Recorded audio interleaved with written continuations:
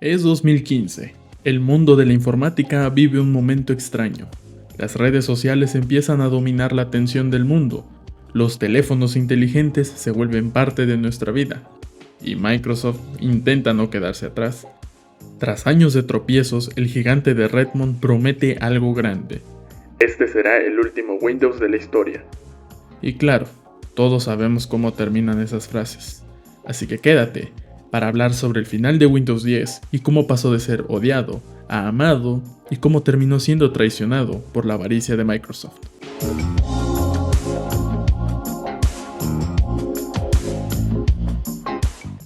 Para entender lo que representó Windows 10 hay que mirar atrás. A principios de los 2000, Windows XP era el rey absoluto. Era rápido, estable y con ese fondo de pradera verde que se volvió más famoso que muchas películas. Duró más de una década y fue tan querido que incluso después de muerto la gente se negaba a soltarlo. Luego llegó Windows Vista en 2006, bonito, futurista, con temática frutigueraero y tan pesado que parecía que tu PC envejecía cada vez que abrías el panel de control.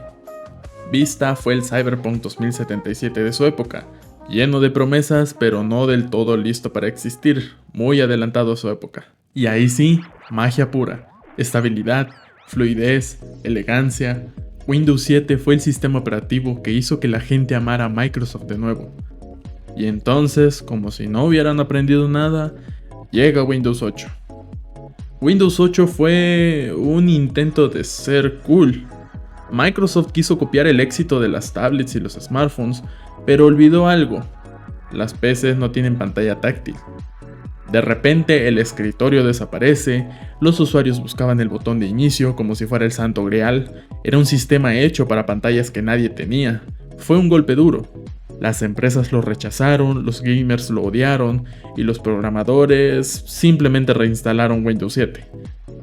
Y ahí fue cuando Microsoft se dio cuenta de que necesitaba redimirse. Y así nació Windows 10, el sistema que prometía unirlo todo.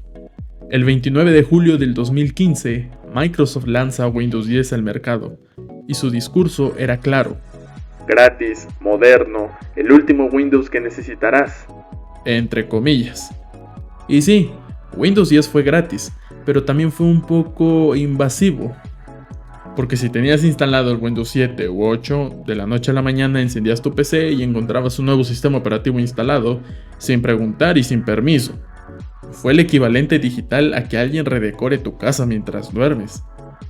Los primeros meses fueron un festival de errores, actualizaciones que borraban archivos, drivers que dejaban de funcionar y pantallazos azules que volvían más seguido que las notificaciones de error de Java.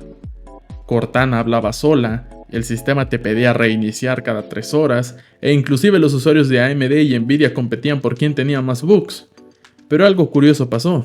Detrás del caos, Windows 10 tenía potencial. Con el tiempo, Microsoft empezó a pulir su creación. Las actualizaciones dejaron de romper cosas. Bueno, la mayoría de las veces. La interfaz se volvió más estable y el sistema empezó a sentirse sólido. Windows 10 no solo recuperó la confianza de los usuarios, sino que se convirtió en el nuevo estándar de productividad y gaming. Con DirectX 12, la compatibilidad con el hardware antiguo, el mejor rendimiento y soporte a largo plazo, era el equilibrio perfecto entre lo nuevo y lo conocido. Por fin, un Windows que no daba miedo instalar. Durante casi una década, Windows 10 fue el corazón del mundo digital. Empresas, gamers, programadores, diseñadores y hasta el ciber donde imprimías sus tareas a las 11 de la noche. Fue el sistema que unió generaciones, tan flexible que podía correr en una laptop del gobierno o en una PC gamer con RGB hasta en el teclado del gato. Era un Windows libre, no necesitabas cuenta, podías desactivar todo lo que te molestara y personalizarlo a tu manera. Pero la paz no dura mucho cuando hay dinero de por medio. Microsoft es una empresa y como toda empresa pues vive del control y no de la libertad. Windows 10 fue tan estable y tan duradero que se volvió un problema para ellos. Si la gente no compra nuevos equipos ni sistemas, pues el negocio se estanca. Así que tuvieron que crear un nuevo comienzo, entre comillas, y un nuevo motivo para obligarte a actualizar. Y no fue hasta 2021 que aparece Windows 11. Windows 11 prometía el futuro, entre comillas. Interfaz más limpia, rediseño total y esquinas redondeadas, tanto así que parecía una copia descarada de la propia macOS. Y requisitos de hardware tan estrictos que era más fácil un trámite del gobierno que instalar Windows 11 en tu PC. De repente, tu computadora del 2018 no era compatible porque necesitabas el chip TPM 2.0, una función que ni sabías que existía y una cuenta de Microsoft obligatoria.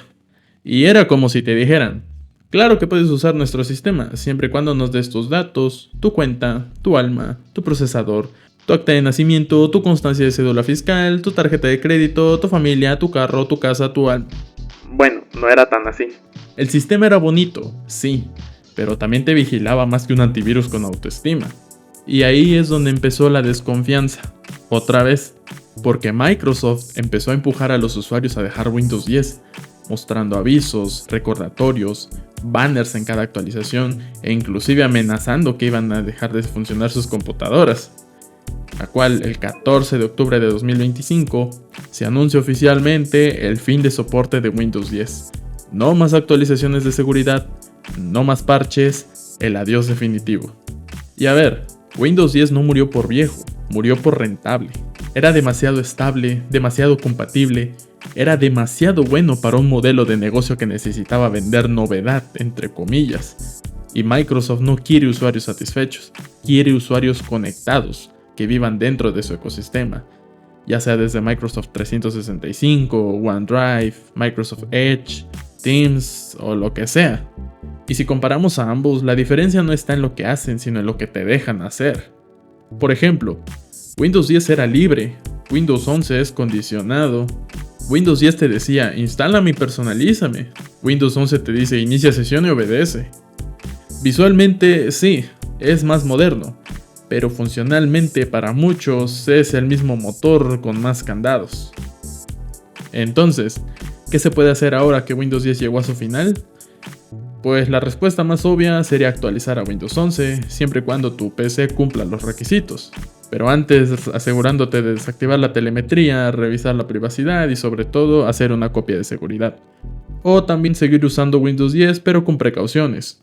Instala un buen antivirus, no uses navegadores desactualizados y si puedes, evita conectarte con cuentas principales.